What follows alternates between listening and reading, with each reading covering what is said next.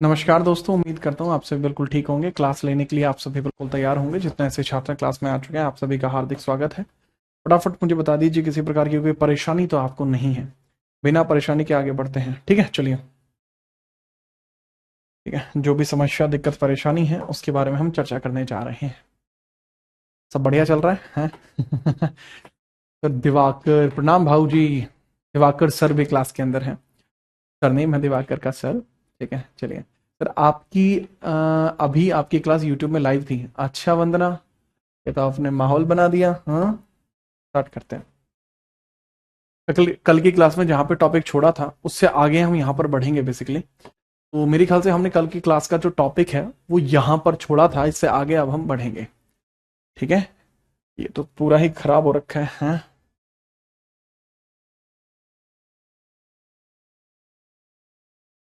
तो कहाँ तक हम बात कर चुके थे उसके बारे में हम आगे बढ़ रहे हैं। तो वो यहाँ तक हम बात कर चुके थे, मैं प्रेसिडेंट की इलेक्शन की प्रोसीजर बता रहा था। तो प्रेसिडेंट के इलेक्शन के प्रोसीजर में आपको देखने को मिलता है, एक वोट वैल्यू होता है और एक मिनिमम वोट कोटा होता है। ये कुछ चीजें आपको देखने को मिल जाती हैं। ठीक है, चलिए। तो अंकुश भाई है ना उसकी धरती से, यहाँ पे आप इसको देखिए कि अब हम बात करते हैं कि एक एग्जाम्पल लेते हैं, एक व्यक्ति का चुनाव करा लेते हैं। एग्जाम्पल लेते हैं, मान के चलिए 3 कैंडिडेट हैं, अल्फा, बीटा और गामा। ये चुनाव में खड़े हैं, राष्ट्रपति के चुनाव में। ठीक है। अब इनको जो वोट करेंगे व्यक्ति, ठीक है, चलिए, तो उसके बारे में हम बात करेंगे। ठीक है, इनके चुनाव की वोट हम करा लेते हैं, इनके चुनाव इनका करा लेते हैं। ये प्रेसिडेंट के कैंडिडेट हैं और एग्जाम्पल के थ्रू इनको वोट दिला लेते हैं। एक एमएलए आकर वोट डालता है। ठीक है, एक एमएलए आकर वोट डालता है। एमएलए, ये एमएलए रहने वाला है यूपी का, तो इसकी वोट वैल्यू है 400। तो इस 400 वोट वैल्यू को बेसिकली वो डिवाइड करेगा। ऐसा नहीं है कि 400 की 400 एक जगह दे देगा, या कॉमन भी नहीं देगा किसी को भी। ठीक है, चलिए। तो हम क्या करते हैं, प्रेफरेंस देगा। ये कह रहा है कि जी मैं चाहता हूं कि बीटा बने, बीटा ना बने तो भाई मैं चाहता हूं, 400 है ना वोट वैल्यू, तो 150 वोट अल्फा को देगा और 50 वोट गामा को देगा। या तो बने बीटा, बीटा नहीं बनता है तो अल्फा बने, अल्फा नहीं बनता तो गामा बने। तो वो वोटों को इस हिसाब से तोड़ेगा। एक और पर्सन आता है जो एमएलए है, और ये एमएलए राजस्थान से है। ये एमएलए है, ये राजस्थान का एमएलए है। तो इसका वोट वैल्यू है लगभग 350। तो वो कहता है कि भाई जी मैं चाहता हूं जो वोट मिले, मैं चाहता हूं कि मैं 200 वोट इसको दे दूं, ये ना बने तो 50 वोट इसको दे दूं, और ये ना बने तो 100 वोट इसको दे दूं। ठीक है, चलिए। गनी खम्मा भाई साहब। तो इसके बाद हम आगे बढ़ते हैं। इसके बाद तीसरा पर्सन आता है जो कि एक एमपी है, उसका वोट वैल्यू 700 है। तो वो कहता है कि मैं ऐसा करता हूं कि 300 वोट वैल्यू इसको दे देता हूं, 150 इसको दे देता हूं, और 200 बची हुई कितनी है, 3 4 4.5 हो गई, तो 6। तो ये हो गया ना पूरा। तो देखो, 4 3 7, ठीक है। तो ये वोट वैल्यू हो गई। तो इस हिसाब से हो गई। अब टोटल हम वोट वैल्यू इनकी काउंट करेंगे। टोटल हम वोट वैल्यू इनकी काउंट करेंगे, 3 4 4.5। तो 4, ये भी आपका कितना हो जाएगा, 500 हो जाएगा। ठीक है, 200 200 नहीं, 400 हो जाएगा, 400। ये 400 हो जाएगा, और ये हो जाएगा 2 2 4 5 और एक 6, 600 हो जाएगा। ये हो गया 600। ठीक है, चलिए। तो ये आपको सारी चीजें देखने को मिल गई। ठीक है सर जी, ये वोट इनको मिली है। टोटल वोट कितने हो जाएंगे, 7 4 11, 11 और 3 आपके हो जाएंगे 14, 1450। ये आपकी टोटल वोट हो गई। ये इसकी पर पर्सन वोट होगी, अल्फा बीटा गामा की पर पर्सन वोट होगी। तो अभी क्या है ना, हम अभी क्या है, हम इसके बारे में समझेंगे। अभी क्या है, हम इसके बारे में समझेंगे और देखेंगे कि मैटर क्या है। बताइए सर जी, इसके बारे में समझते हैं, मैटर बताते हैं, मैटर क्या है और उसको किस तरीके से हम अपने लिए यूज कर सकते हैं, इसके बारे में चर्चा करते हैं। तो बताइए सर जी, अल्फा बीटा गामा और इसके बारे में हम कैसे चर्चा कर सकते हैं, उसके बारे में थोड़ा सा बताइए। बाबू, चर्चा कुछ इस प्रकार से की जाएगी, चर्चा कुछ इस प्रकार से की जाएगी कि आप ये समझिए कि एक मिनिमम वोट कोटा भी होता है। कौन जीतेगा, चलो ये बताओ, कौन जीतेगा? तुषार बताओ कौन जीतेगा। तुषार कह रहा है कि मैं बता दूंगा। बता भाई तुषु, बताइए तुषु जी।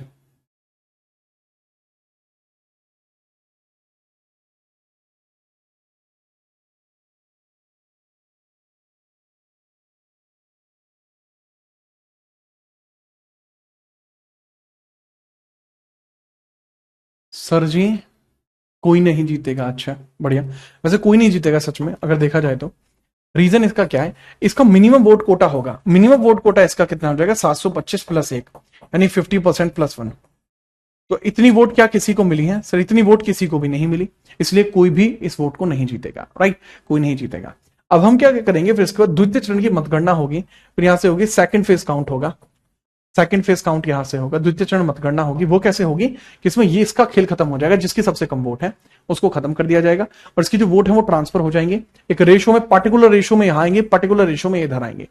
कैलकुलेशन को आसान बनाने के लिए मैं आधा आधा इनको बांट रहा हूं, ठीक है, पर इसको कैलकुलेशन को आसान करने के लिए मैं आधा आधा इसको बांट रहा हूं। यानी कहने की बात हुई 200 यहां आ जाएंगे और 200 आ जाएंगे यहां, तो ये 800 वोट हो जाएंगे, और इसकी कितनी हो जाएंगी, 650 वोट हो जाएंगे। तो ये वोट यहां पर तब जाके अल्फा जीतेगा। सर ऐसे तो ये हमेशा यही जीता, मैंने बताया कि पर्टिकुलर रेशो होती है, ये रेशो परिवर्तित होती रहती है। इलेक्शन कमीशन ऑफ इंडिया इस रेशो का निर्धारण करता है किस प्रकार से विभाजित होगी, तो इस प्रकार से कोई व्यक्ति चुनाव जीतता है। तो मुझे नहीं लगता कि यहां तक आपको कोई परेशानी है।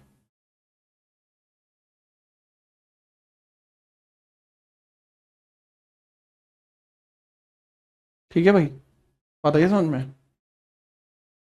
ऐसी होती है द्वितीय चरण मतगणना।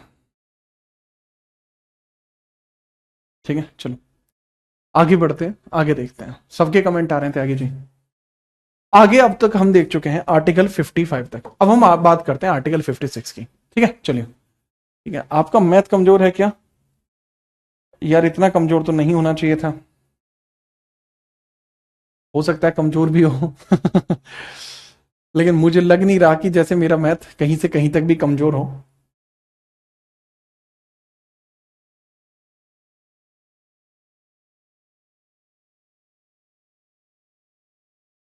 भाई मुझे तो नहीं लग रहा मेरा मैथ कहीं से भी कहीं तक कमजोर है। ठीक है चलिए आगे बढ़ते हैं, आगे देखते हैं आर्टिकल 56 के बारे में, आर्टिकल 56 के बारे में हम बात करते हैं। ये किसके बारे में है, आर्टिकल 56 किसके बारे में बेसिकली चर्चा करता है। ठीक है चलिए, तो आर्टिकल 56 बात करता है कार्यकाल के बारे में, कार्यकाल के बारे में, कार्यकाल, राष्ट्रपति का कार्यकाल। कार्यकाल राष्ट्रपति कितना होता है सर, सामान्यतः 5 ईयर्स होता है, नॉर्मल कंडीशन सामान्यतः 5 ईयर्स का होता है, लेकिन पहले भी खत्म किया जा सकता है, ये पहले भी कंप्लीट किया जा सकता है, पहले भी खत्म किया जा सकता है, पहले भी समाप्त हो सकता है, पहले भी समाप्त हो सकता है, संभव है, पहले भी खत्म हो सकता है। केस क्या हो सकता है, 3 तरीके के केस हो सकते हैं, या तो मृत्यु हो जाए, या त्यागपत्र दे दे, या महाभियोग लग जाए, महाभियोग लग जाए, या तो इनकी डेथ हो जाए। ठीक है चलिए, या फिर त्यागपत्र ले ले, या तो डेथ, या रिजाइन, या फिर इंपीचमेंट, ये आपको देखने को मिल जाती है। ठीक है चलिए, ठीक है आगे बढ़ते हैं। ठीक, वो चार्जर चार्जर मिल गया था, अच्छा कोई नहीं, देखते हैं। तो सामान्यतः मैंने बताया जनरली इतना ही होता है। अब इसमें बहुत सारे बच्चे सोचेंगे सर महाभियोग क्या होता है, वो आर्टिकल 61 में समझाया गया है, महाभियोग आर्टिकल 61 में समझाया गया। ठीक है चलिए जी, तो पहले भी समाप्त हो सकता है, पहले भी संभव है, इन कंडीशंस में संभव, ये आर्टिकल 56 है। अब हम बात करते हैं आर्टिकल 57 की, राष्ट्रपति की पुनः आहरण की योग्यताएं, पुनः पद ग्रहण करने की योग्यताओं की बात करते हैं। आर्टिकल 57 पुनः पद ग्रहण की योग्यताएं,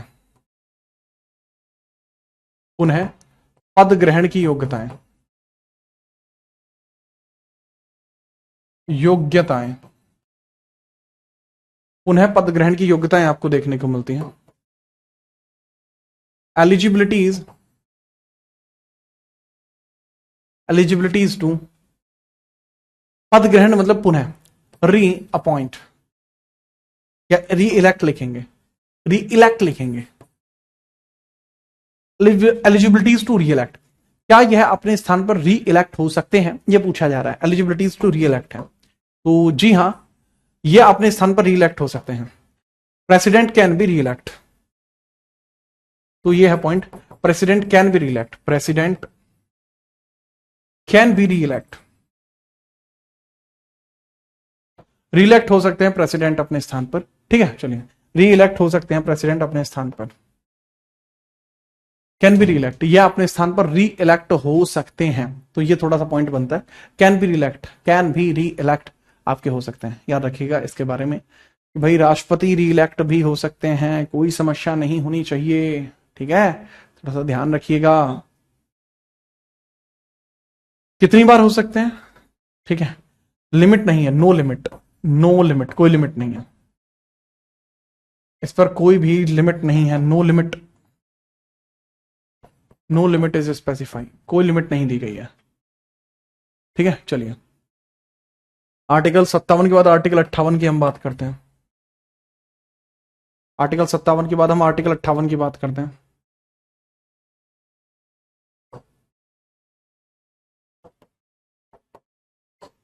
आर्टिकल 57 के बाद आर्टिकल 58 की हम बात करते हैं। आर्टिकल 57 के बाद आर्टिकल 58 की हम बात कर लेते हैं, देखते हैं क्या होगा इसका। तो वो आर्टिकल 58 के अंदर हमें पता लगता है बेसिकली राष्ट्रपति के पद के लिए कुछ शर्तें चाहिए हैं, कुछ शर्तों का जिक्र यहीं पर किया गया है। राष्ट्रपति के पद के लिए शर्तें, शर्तें आपकी चाहिए राष्ट्रपति की पद के लिए शर्तें। Conditions for post of president, for post of president,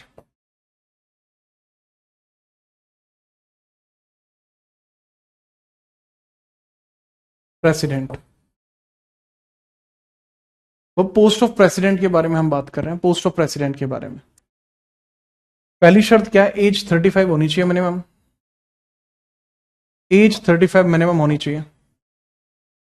दूसरा, लाभ के पद पर ना हो, लाभ पद पर ना हो, पद पर नहीं होने चाहिए। Not on post of profit, not on post of profit, कि भाई पोस्ट ऑफ प्रॉफिट नहीं होना चाहिए। ठीक है, एज 35 मिनिमम हो, लाभ पद पर नहीं हो। ठीक है, और इसके अलावा जैसे मैंने बताया एक बड़ा इंपॉर्टेंट से एक फैक्टर देखने को मिलता है राष्ट्रपति के पद के लिए कि भाई जी ये भारतीय होने चाहिए, must be Indian, must be Indian, भारतीय होने चाहिए, मस्ट बी इंडियन, आपके मस्ट बी इंडियन होने चाहिए।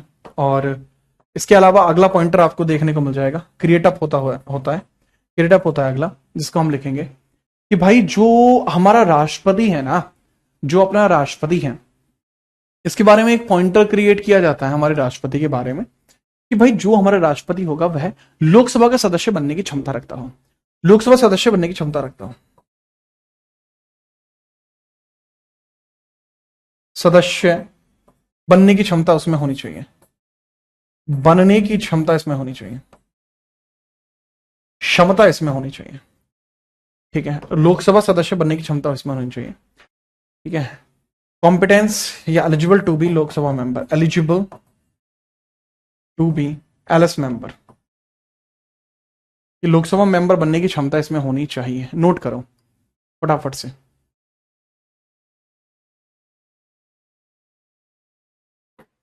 ठीक है, चलिए, सेम चीज के बारे में मैंने किताब के अंदर जो उल्लेखीकरण दिया है मैं उसके बारे में भी बता देता हूं। ठीक है, आपको किस पेज पर बेसिकली ये मिल जाएगा, तो यदि आप आते हैं आर्टिकल नंबर 58 पर, तो आपको पता लगेगा राष्ट्रपति पद की योग्यताएं पेज नंबर 45 पर दी हुई है, तो जिसके पास किताब है वो पेज 45 पर भी देख सकता है। ठीक है, तो मैंने एकदम बढ़िया तरीके से जो लेवल है वो उसी तरीके का रखा है जिस तरीके से मैंने बताई है। ठीक है, चलिए, ठीक है, अब एक बच्चा है कि पोस्ट ऑफ प्रॉफिट कैसे कैलकुलेट की जाती है, तो उसके लिए मैंने अगला आर्टिकल दिया है 59 कि भाई राष्ट्रपति के पोस्ट ऑफ प्रॉफिट किस प्रकार की होनी चाहिए, वो मैंने आगे बताई है। ठीक है, अगले पेज पर बहुत जोर से बताई है ठीक है, तो वो आगे मैंने बताई है, तो इसको भी आप ले सकते हैं। जैसे मैंने बताया, one of the finest book, right, अच्छी किताबों में से एक है वो। जो पोस्ट ऑफ प्रॉफिट के बारे में जानकारी है वो नेक्स्ट आर्टिकल में दी जाती है, नेक्स्ट आर्टिकल में बताई गई है। जो कंडीशंस होती है ना वो होती है। हाँ, हिंदी वाले बच्चे तो रेफर कर ही सकते हैं, इंग्लिश में अवेलेबल हो जाएगी जल्दी। आपके पास जो भी है नोट्स है, नोट से पढ़ लीजिए, ये है ये से पढ़ लीजिए, मैंने तो पहले भी बताया। शर्तें 59 में उसी में इसके बारे में जिक्र है। बाटी साहब क्या हाल है बाटी, और बता ये चल रहा है उड़ा विकास, क्या दिक्कत है भाई?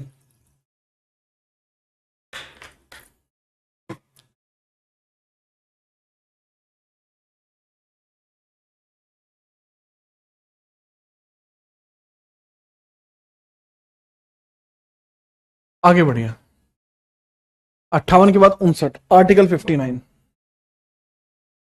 आर्टिकल 59,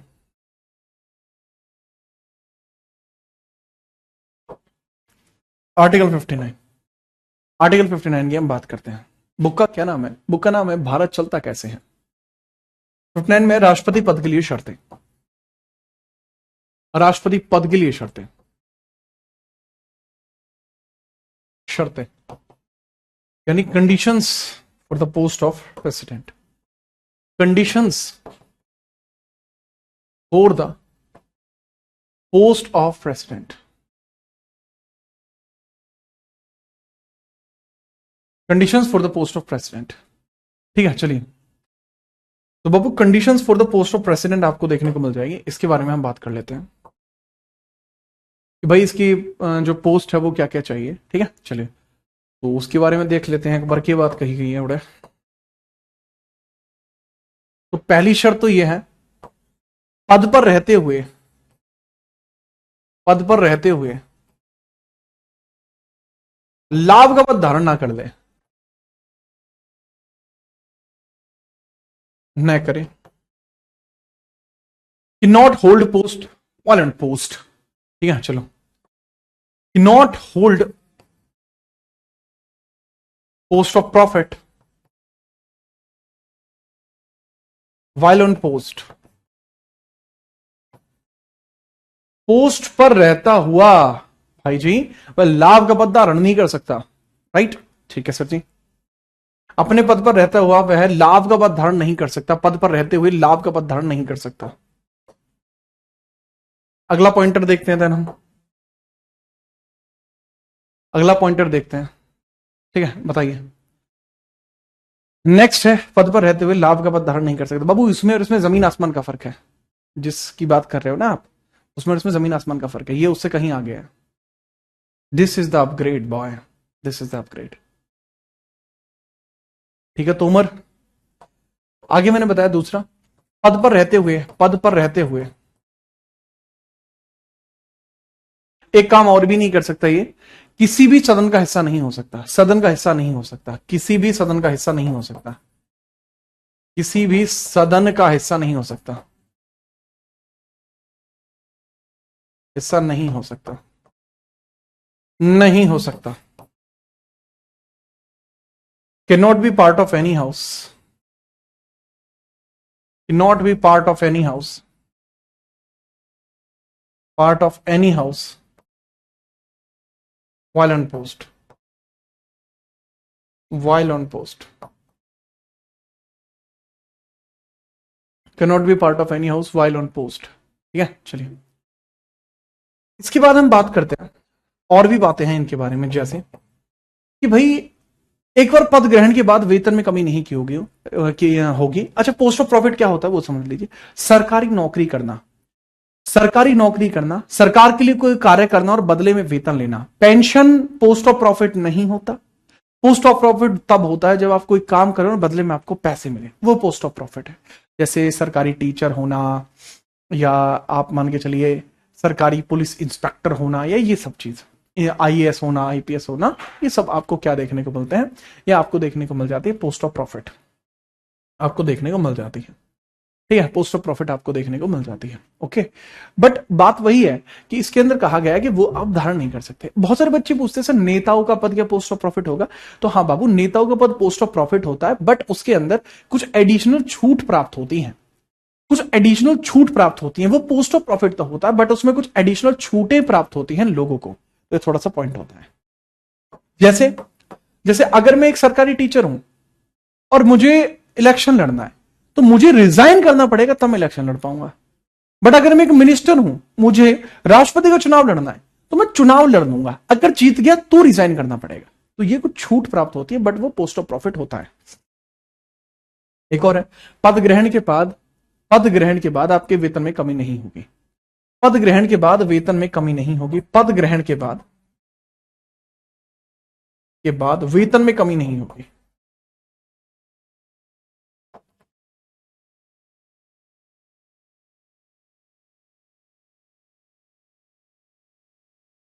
ठीक है, salary will not be deducted. Salary will not be deducted, will not deducted. Salary will not deducted once holding the post, once holding the post, once holding the post, once holding the post, once holding the post।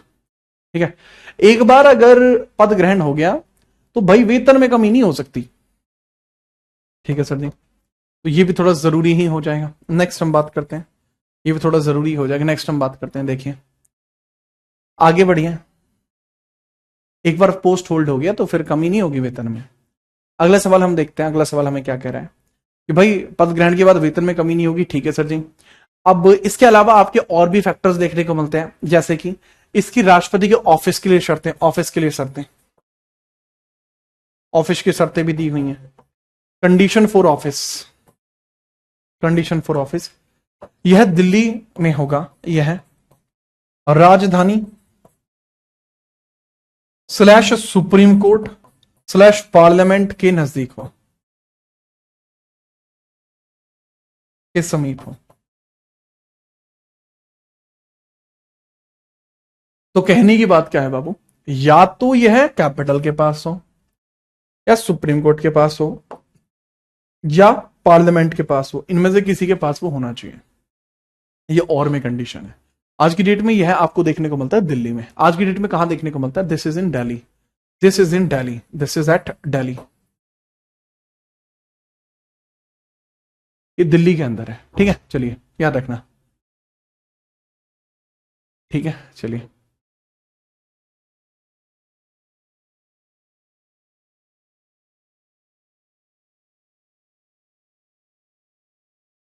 एक और है कि भाई अगर राष्ट्रपति पागल या दिवालिया हो जाए तो पद खत्म हो जाएगा। पागल या दिवालिया हो जाए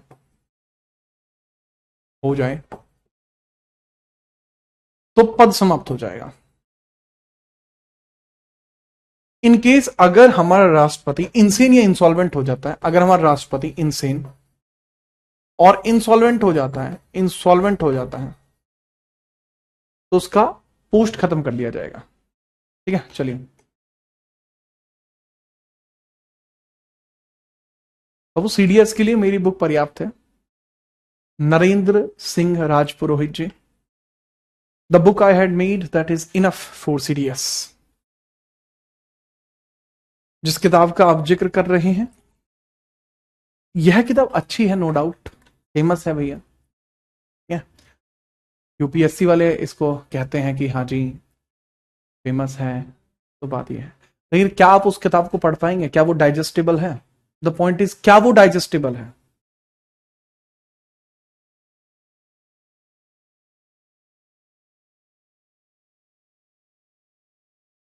किताबें खरीदने से सिलेक्शन नहीं होते लल्ला, पढ़नी पड़ती है। मुझे नहीं लगता कि आप उस किताब को पढ़ पाएंगे। और इस किताब में 206 पेज हैं, सारे थियरी के हैं, इसको आप पढ़ सकते हैं, तो डाइजेस्टेबल है, तो ये पढ़ी जा सकती है, याद रखिएगा।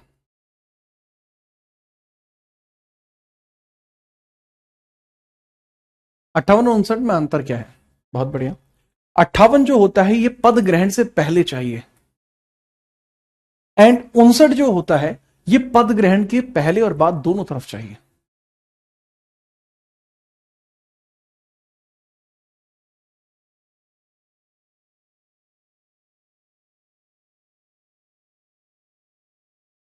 ठीक है, चलिए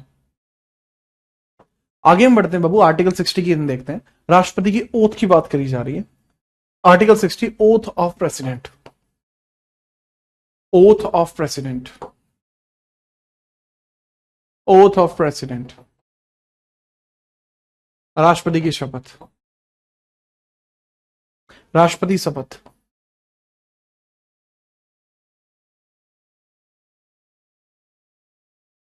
राष्ट्रपति की शपथ, ओथ ऑफ प्रेसिडेंट की बात कर रहे हैं कि राष्ट्रपति की शपथ आपको किस प्रकार से देखने को मिलती है। ठीक है, और वो कैसे है जी, ये किसके समस्त लेता है, कौन दिलाएगा, कौन दिलाइएगा, आपसे पूछा जा रहा है कौन ये शपथ दिलाएगा। सर यह दिलाएगा सुप्रीम कोर्ट का chief justice, chief justice of supreme court, CJI of supreme court. Chief justice of supreme court इसको शपथ दिलाएगा। अगर सीजेआई यानी सुप्रीम कोर्ट का चीफ जस्टिस नहीं है, यानी सर्वोच्च न्यायालय का मुख्य न्यायाधीश नहीं है, तो का मुख्य न्यायाधीश नहीं है, तो मुख्य न्यायाधीश नहीं है, तो नहीं है, तो अगर ये एब्सेंट है तो वरिष्ठतम न्यायाधीश, तो वरिष्ठतम न्यायाधीश, वरिष्ठतम न्यायाधीश इनको शपथ दिलाएगा। एल्डर मोस्ट जज इनको शपथ दिलाएगा। तो शपथ कौन दिलाएगा, एल्डर मोस्ट जज।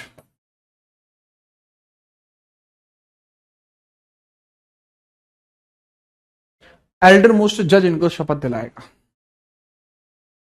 ठीक है, चलिए आर्टिकल 60 भी मेरे ख्याल से आपके दिमाग में क्लियर हो गया होगा। क्या कहते हैं आप।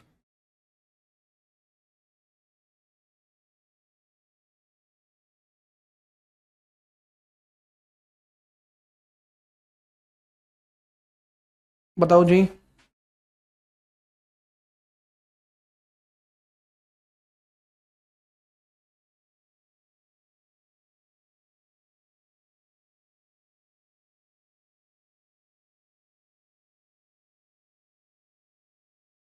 एंशियंट के बाद कौन सी हिस्ट्री, एंशियंट के बाद मिडाइवल स्टार्ट होगी। कुमकुम, कुमकुम आप एमपी से हैं क्या।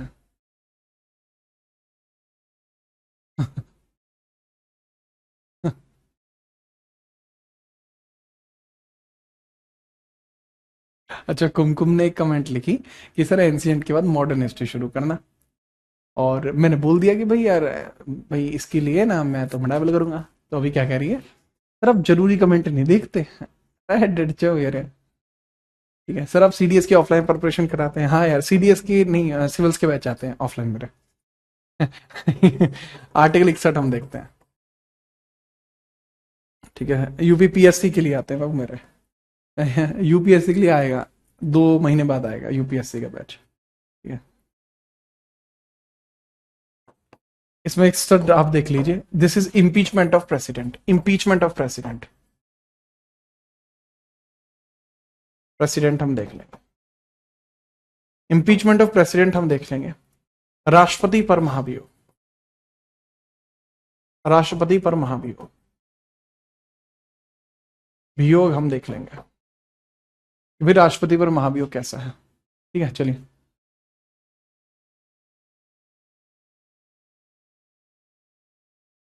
तो दोनों ही ना बाबू। एल्डर मोस्ट जज का मतलब ये नहीं होता कि एक, एल्डर मोस्ट का मतलब है उस समय उपस्थित जजों में जो सबसे अधिक, जिसको एक्सपीरियंस है, जो सबसे अधिक एक्सपीरियंस है, वो एल्डर मोस्ट होगा। अब राष्ट्रपति के महाभियोग का मतलब क्या होता है कि पद से हटाए जाने की प्रक्रिया। रिमूवल का मतलब होता है, महाभियोग का मतलब होता है पद से हटाए जाने की प्रक्रिया। पद से हटाए जाने की प्रक्रिया, जाने की प्रक्रिया, procedure of removal, process of removal होता है, प्रोसेस ऑफ रिमूवल। पद से हटाए जाने की प्रक्रिया प्रोसेस ऑफ रिमूवल होता है। क्या होता है भाई जी? प्रोसेस ऑफ रिमूवल आपको देखने को मिलता है। आगे हम देखते हैं। ये जो प्रोसेस है ये हमने कहां से लिया? This has been taken from America. America का प्रावधान है, अमेरिका से लिया गया है, अमेरिका से लिया है। Provision has been taken from America. प्रावधान कहां से लिया गया? अमेरिका से लिया गया है, याद रखना। कहां से लिया गया? प्रावधान अमेरिका से लिया गया है।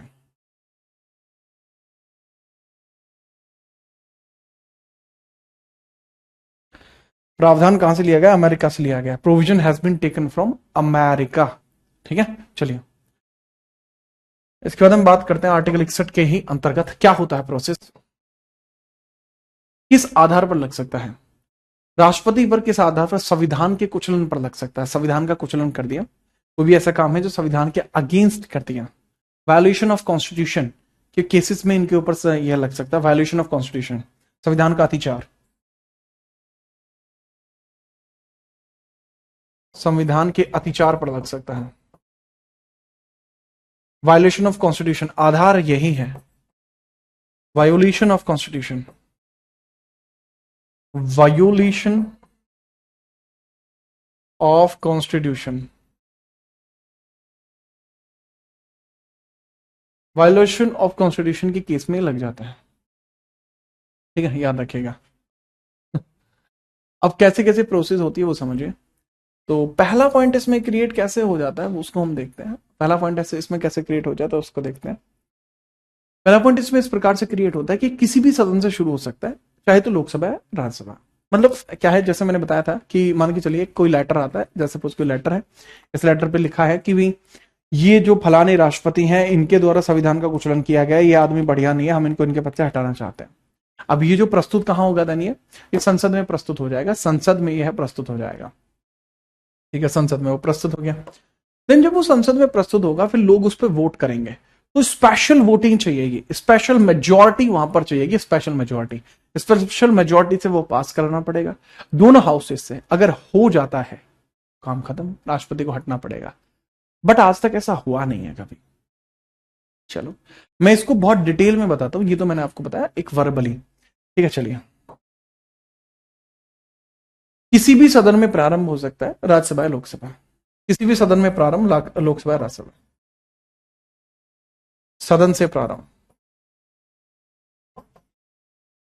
प्रारंभ can initiate from either house, can initiate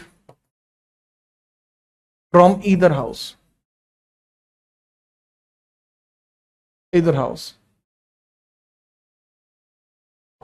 can initiate from either house. किसी भी सदन से यह प्रारंभ हो सकता है, ईदर हाउस से यह स्टार्ट हो सकता है, यह बड़ी बात है। ठीक है, can initiate from either house, can initiate from either house. अगला पॉइंटर, किसी भी सदन से प्रारंभ हो सकता है, can initiate from either house, कोई भी हाउस होगा उससे इसको स्टार्ट किया जा सकता है। अगला पॉइंटर क्रिएट होता है बाबू इसमें, अगला पॉइंटर इसके अंदर क्रिएट होता है, अगला पॉइंटर इसके अंदर क्रिएट होता है जो नेक्स्ट पॉइंट होता है कि प्रारंभ के 14 दिन पहले राष्ट्रपति को सूचना, राष्ट्रपति को सूचना, 14 days prior notice to president, 14 days prior notice to president, 14 days prior notice to president। राष्ट्रपति को 14 डेज प्रायर नोटिस देना पड़ता है, राइट।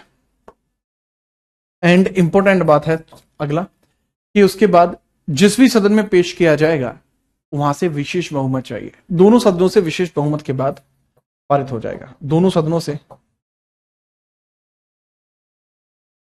विशेष बहुमत में पारित करना पड़ेगा, बहुमत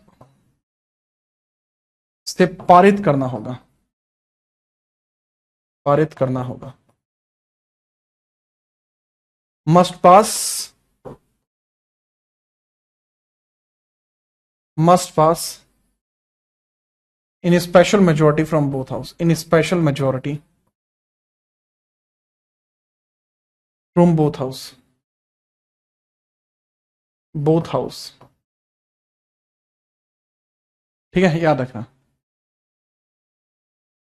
ओके चलो, याद रखना। हाँ भाई, ये मैं बता दूंगा दिपाशा, मैं अपने आप बता दूंगा, ठीक है, नोट करिए। राष्ट्रपति पर महाभियोग द्वारा पद से हटा दिया गया तो उसमें न्यायाधीश को शपथ कौन दिलाएगा? अबे अगर उसको महाभियोग लगा के हटा देंगे तो उसके स्थान पर उपराष्ट्रपति काम करेगा, अगले आर्टिकल में बताया गया है। आर्टिकल 61 हो गया। नेक्स्ट हम हेडिंग डालिए आर्टिकल 62। आगे आप हेडिंग डालेंगे आर्टिकल 62। आगे आप हेडिंग डालेंगे आर्टिकल 62।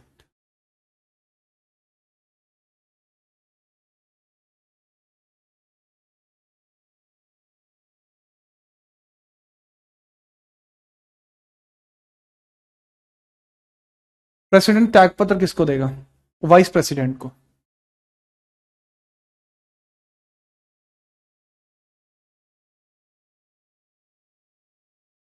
आर्टिकल 62 देखिए अब आप। Vacant seat of president. Vacant seat of president.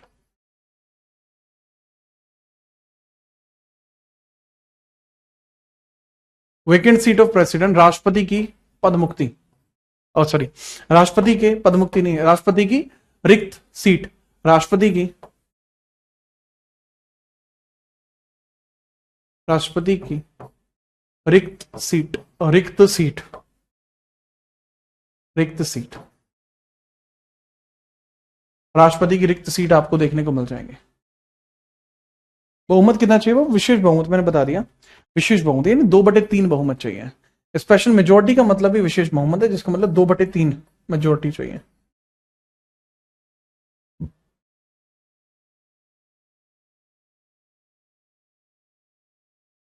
राष्ट्रपति की रिक्त सीट के बारे में हम बात करते हैं। दो तरीके से रिक्त हो सकती है, एक स्थायी और एक हो सकती है अस्थायी। एक हो सकती है स्थायी और एक हो सकती है अस्थायी।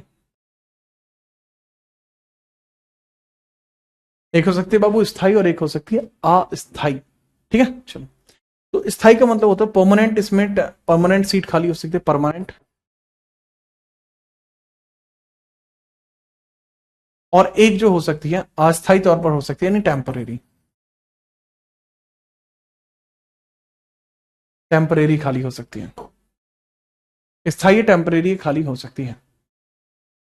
चलो हम इसके बारे में चर्चा कर लेते हैं, किस प्रकार से आपको बात देखने को मिल जाएगी। इसके बारे में हम थोड़ी सी चर्चा कर लेते हैं, किस प्रकार से आपको बात देखने को मिल जाएगी। ठीक है चलो।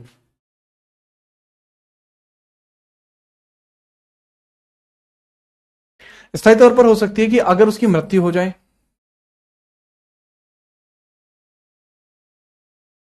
अगर वो त्याग पत्र दे दे, या फिर महाभियोग से हट जाए।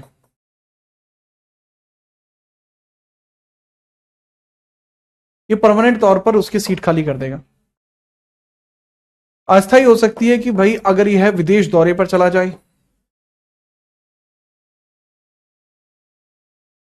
विदेश दौरे पर चला जाए, तो दैट इज विदेशी दौरा इसका हो जाए, विदेशी दौरे पर चले जाए। ठीक है, विदेशी दौरा ये करने लगे, या फिर विदेशी दौरे के अलावा ये जो व्यक्ति हैं स्वास्थ्य इनका खराब हो जाए, हेल्थ इनका इशू हो जाए, या छुट्टी पर चले जाए, अवकाश ले लें, छुट्टी पर चले जाए, अवकाश, हॉलीडे, यहां पर ये ले लें, यहां पर ये ले लें। तो इसमें से जो भी इशू होगा उसके बारे में हम बात कर लेते हैं। चलिए देखो, मृत्यु अर्थात डेथ, त्यागपत्र अर्थात resign, and this is impeachment. अगर ऐसा होता है तो इनके स्थान पर कौन काम करेगा? इनके स्थान पर उपराष्ट्रपति काम करेगा। राष्ट्रपति के स्थान पर उपराष्ट्रपति काम करेगा। राष्ट्रपति के स्थान पर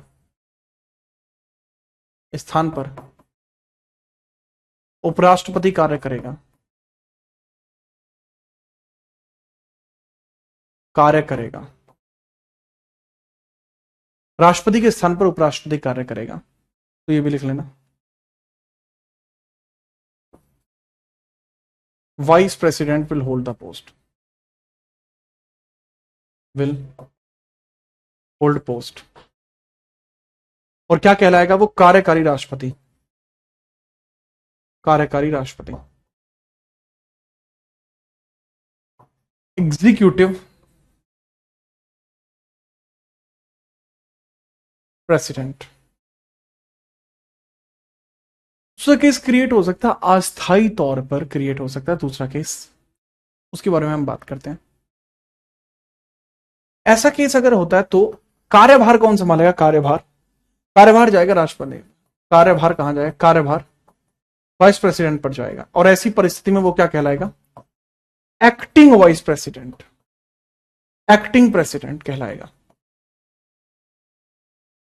ठीक है, कार्य भार या कार्यकारी, कार्यकारी राष्ट्रपति। हिंदी दोनों में सेम है बट इंग्लिश दोनों में अलग अलग है। एग्जीक्यूटिव और उधर हो जाएगी एक्टिंग, क्योंकि वो टेम्परेरी है। बताया गया है कि 62 के बी में बताया गया है कि मैक्सिमम रिक्ति, अधिकतम रिक्ति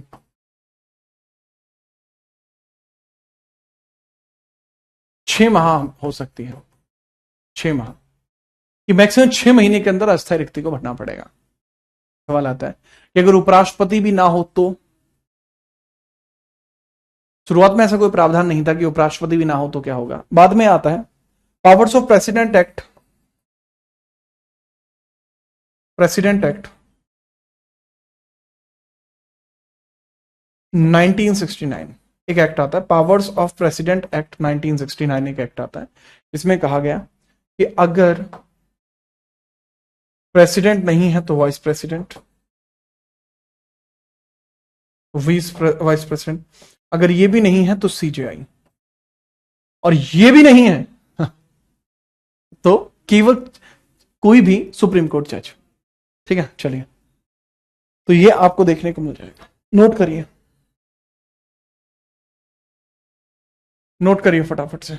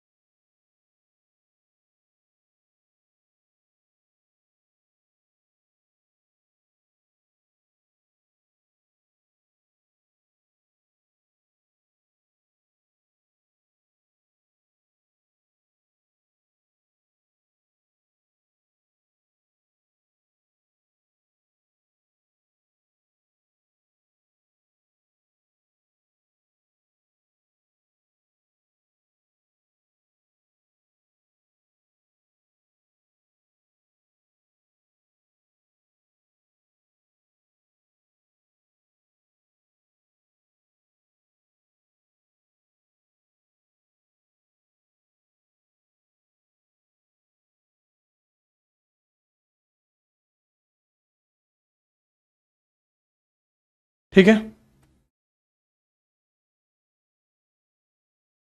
सर, साइड में कहां लिखा है? कहां पे?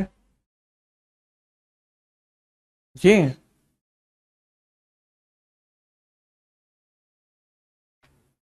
क्या हुआ भावेश भाई, कोई परेशानी है क्या उनसे? बता दीजिए। हाँ जी, आगे बढ़ते हैं। यहां पे आके प्रेसिडेंट की रिलेटेड आर्टिकल्स खत्म होते हैं, यहां से स्टार्ट होते हैं the powers of the president. यहां से बहुत इंपॉर्टेंट आर्टिकल शुरू होते हैं, they are known as powers of the president.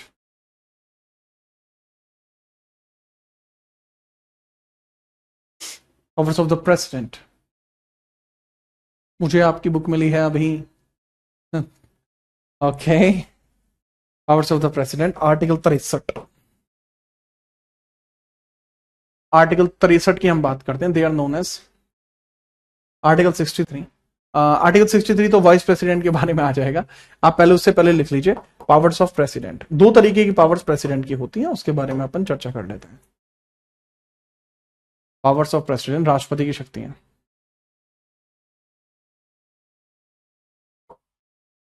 Powers of president,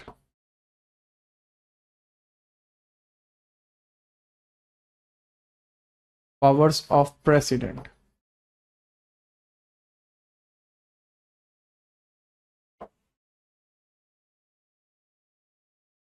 ये हम बात कर लेते हैं। पावर्स ऑफ प्रेसिडेंट की हम बात कर लेते हैं, राष्ट्रपति की शक्तियां।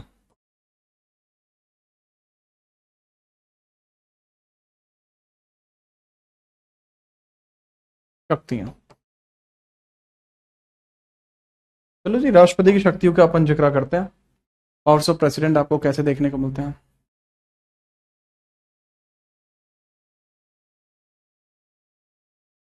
दो ही हिस्सों में देखने को मिलती है, नॉट इन थ्री फेसेस। दो सेक्शंस में आपको देखने को मिलती है पावर्स ऑफ प्रेसिडेंट। एक पावर्स ऑफ प्रेसिडेंट का हिस्सा जो होता है वो कहलाता है इसकी सामान्य शक्तियां, साधारण शक्तियां। सामान्य, साधारण शक्तियां। सामान्य शक्तियां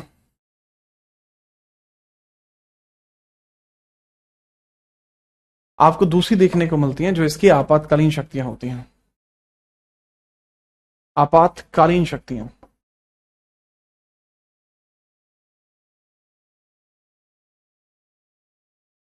तो दोनों प्रकार की पावर्स आपको ने देखी। एक आपको देखने को मिलती है आपातकालीन शक्ति और एक आपको देखने को मिलती है सामान्य शक्तियां। अब अपन दोनों के बारे में देखते हैं, चर्चा करते हैं क्या है कैसे है। Ordinary powers and they are called as emergency powers. Ordinary powers and they are known as emergency powers.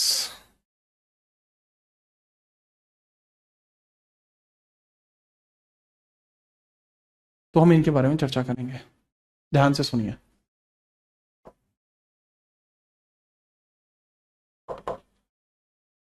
तो सामान्य शक्तियों की अगर मैं बात करता हूं कि भाई सामान्य शक्तियां इसको देखने को मिलती हैं, जैसे आपको देखने को मिलती है कार्यकारी शक्ति, विधायी शक्ति, विधायी शक्ति, कार्यकारी शक्ति, विधायी शक्ति। इसके अलावा आपको देखने को मिलती है सैन्य शक्ति, न्यायिक शक्ति,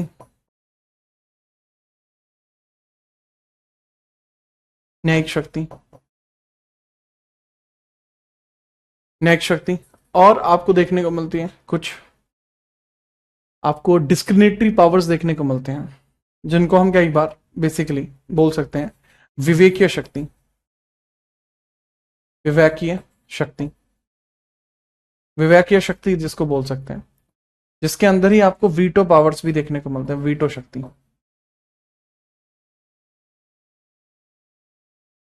इमरजेंसी पावर्स में आपको देखने को मिलते हैं बेसिकली, आपको देखने को मिलता है जो आपातकाल, राष्ट्रीय आपातकाल। अगला राष्ट्रपति शासन,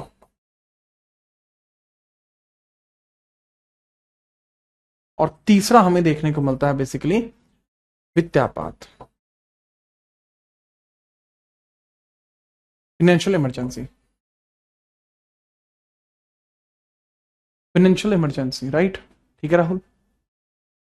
कार्यकारी शक्तियों के बारे में अगर मैं बात करूं, कार्यकारी शक्तियों के बारे में बात करूं, they are called executive power. ये लेजिस्लेटिव पावर, लेजिस्लेटिव पावर, ये मिलिट्री पावर, ये आपकी न्यायिक शक्ति यानी जुडिशियल पावर, जुडिशियल पावर। विवेकीय यानी डिस्क्रिमिनेटरी पावर्स, डिस्क्रिमिनेटरी पावर्स आपको देखने को मिलती हैं। एंड वीटो मतलब वीटो पावर्स देखने को मिलती ही हैं। बाकी आपको देखने को मिल जाती है, जो आपको देखने को मिलती है राष्ट्रीय आपात, national emergency, president rule and financial emergency देखने को मिल जाता है। तो ये आपको दो तरीके से हमें देखने को मिलती है। अब इनके बारे में देखो चर्चा करेंगे कल, क्योंकि बाबू इसमें जो आपातकालीन शक्तियां हैं आपकी, इसके बारे में तो हम तभी चर्चा करेंगे जब हम इस पार्ट के बारे में बात कर रहे होंगे। ये संविधान के भाग 8 में देखने को मिलता है। ये कहां देखने को मिलता है? पार्ट 18 में देखने को मिलता है, पार्ट 18 ऑफ इंडियन कॉन्स्टिट्यूशन। तब तक हम सामान्य शक्तियों की चर्चा कर लेंगे। कोई दिक्कत है तो पूछ लीजिए।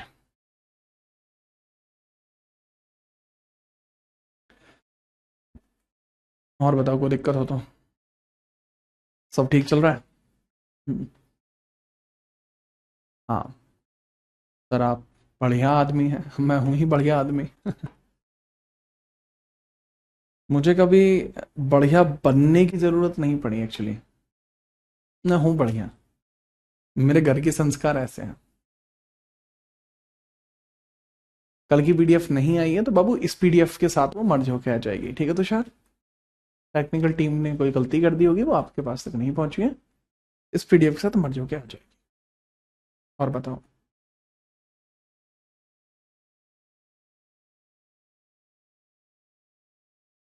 हिस्ट्री में कितना सिलेबस होता है? टीचर टीचर की बात है, वो कितना पढ़ाते हैं। हिस्ट्री में सिलेबस तो होता है 100-120 घंटे तो लगते हैं भाई। 120 घंटे लगते हैं हिस्ट्री खत्म करने में। नहीं भाई अभिषेक,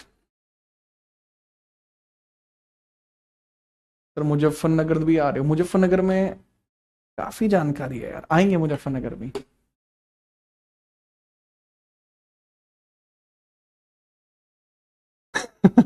है भाई हेमराज मान जा। हेमराज करे सर आपका ब्याह करा दूं। मत डट जा छोरे। सर मजे में हो आप, मजे में तो नहीं कह सकते आप, पर हाँ ठीक है। ये वही है जिसका मैं चाहता था कि मैं आप लोगों को पढ़ा पाऊँ, आज मैं पढ़ा रहा हूँ आपको, तो बढ़िया है। ठीक है चलिए, अब कल मिलते हैं, तब तक के लिए जय हिंद, वंदे मातरम।